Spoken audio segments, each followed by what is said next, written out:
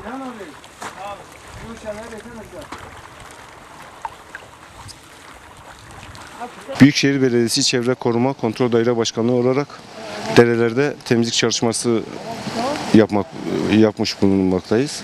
Sonbaharın gelmesiyle sel taşkınları gibi önlemlerin oluşmaması için bunları rutin temizlik yapıyoruz.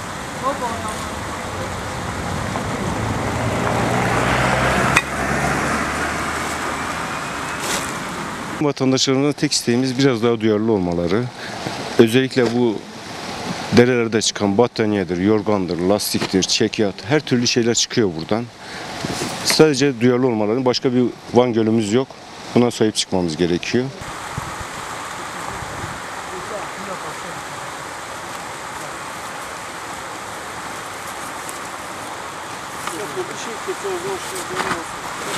Şimdi eskiden